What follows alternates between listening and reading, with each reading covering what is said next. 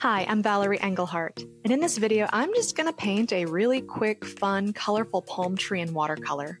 Right now, I've taken out my size 3 Da Vinci Quill brush, and I picked it because it has a lovely fine point, but its belly is huge and can hold a lot of water and pigment. I'm doing this on just a piece of Arteza watercolor paper. It's their expert paper and the size is 9 by 12. So I'm going in, and I'm just going in with whatever's on my palette, which in this case is my Rockwell palette. And I'm using, for the darker brown, Elf Wing, or Elf Wings. And that lighter kind of golden brown is Magic Wizard. And that's one of my favorite colors. And all I'm doing is dancing with my brush to create the bark of the palm tree, leaving a lot of white gaps. So what that does is it creates that texture because palm tree bark is, well, like kind of flaky looking. And now I'm adding in, using Onnit Diamond Yellow, the frond of the first leaf that I'm going to paint, those big palm fronds. And this is where that quill brush really comes in handy because if I press down with it, I can cover a lot of area for the body of the frond.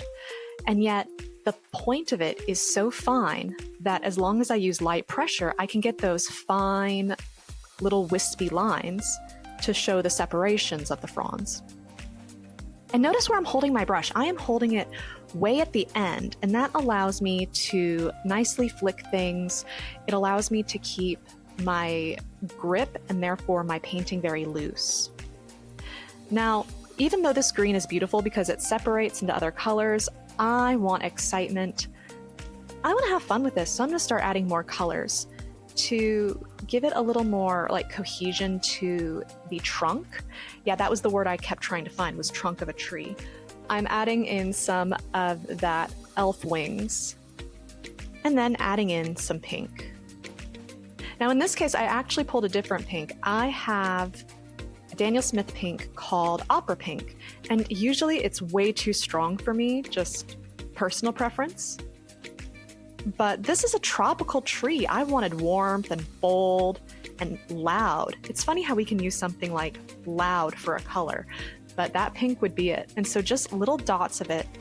And because it's the complementary color to green, it pops out more. And as long as I just drop in the color and don't fidget and try to mix it, then it'll stay nice and vibrant. It won't turn into mud. Because usually, if you want to get a really earthy, dull color, you would want to mix complements together. So like blue and orange, purple and yellow, green and red, or green and pink in this case.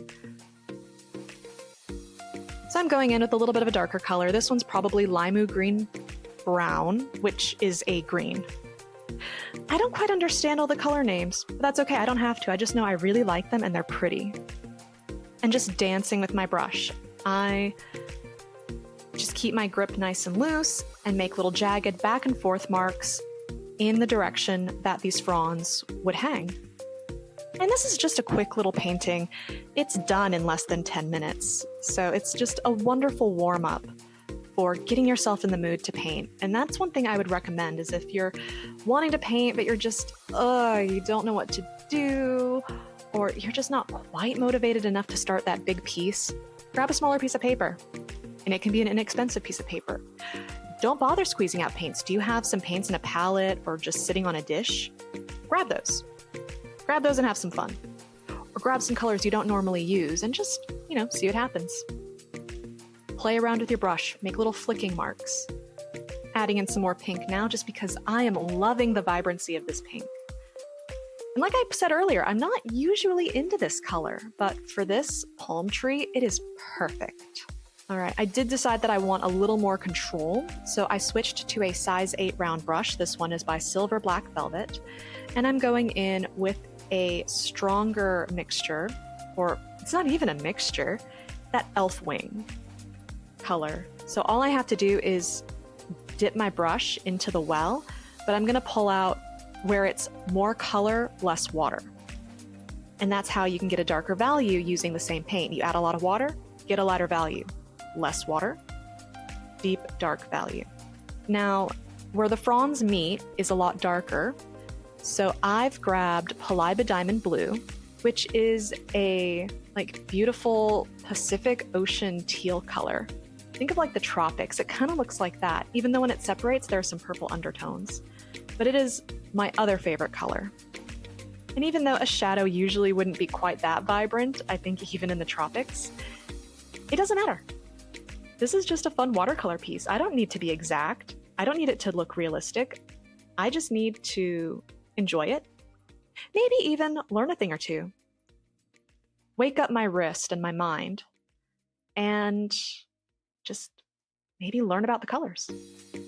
And I'll point out for a third, maybe even fourth time, learning about how I do like to use opera pink.